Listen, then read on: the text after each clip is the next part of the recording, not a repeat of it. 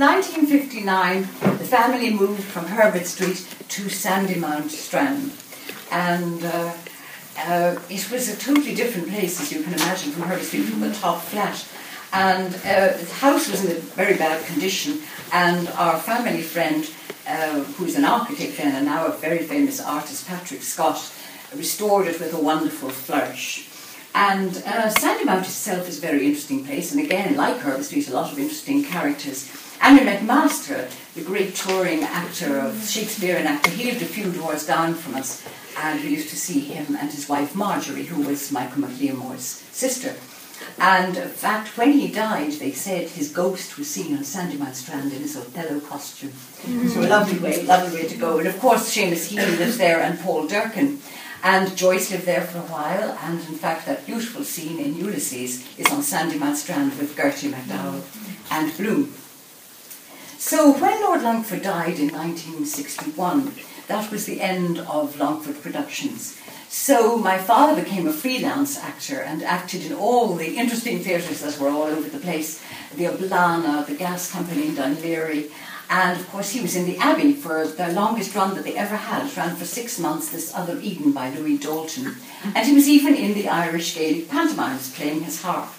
So he had great variety everywhere. Then of course when television came in '62, that's 50 years ago now, he was in plays. He played Cass Maguire with Siobhan McKenna, but of course he was known for playing the vicar in the Reardons. He was always playing priests, vicars, bishops and cardinals, but his ultimate was in Desmond Forrestal's Seventh Sin, he played God.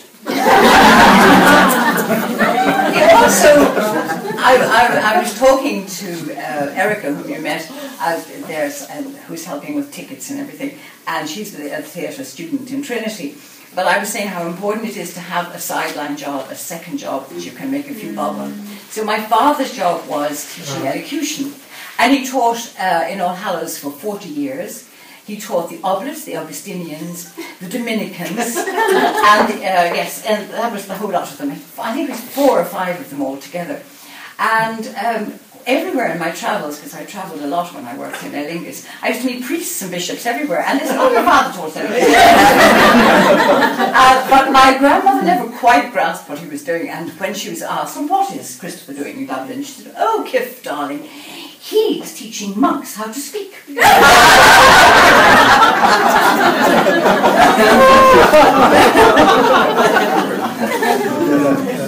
The theatre. Well, my grandparents actually were, and my parents met in the theatre. It's funny how these things can kind of cross over. My grandfather used to be in the Strand Players at Tony O'Donnell, and they used to travel. And that harp, Tony was apparently there was a trip to Germany where the harp ended up going onto a conveyor belt in the airport.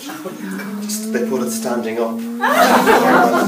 And often they caught it before it came flying off the ground. But yeah, so they apparently came out, wobbling out the thing. Anyway, poor baby. This one has a bit of a crack from a similar experience.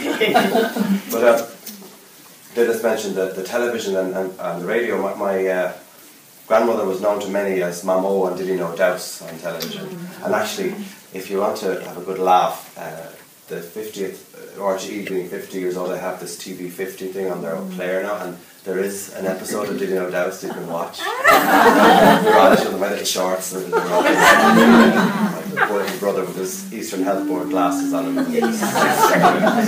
the one who produces the albums now is there. Anyway, but she also did a programme called Rira of his Ruacán on Radio Éireann, and before that, Classical on Radio with Sean O'Tulma, my dad's uncle, the other side, the O'Tulma side. My grandfather was from a West Cork Bethels family, the O'Tulmas, and they met apparently.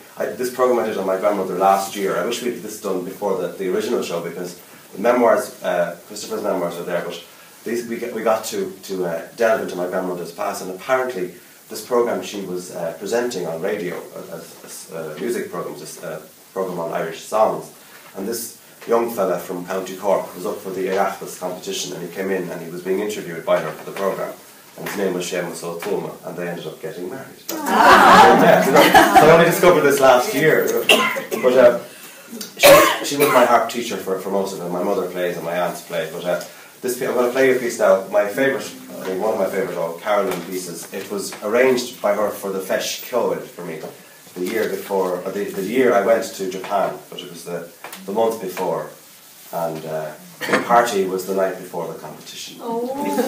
So let's just say it's a little delicate. And actually, the other person in the competition was Triana Marshall, who's now playing with the Chief. And it's funny. So a small little world. You grow up with the.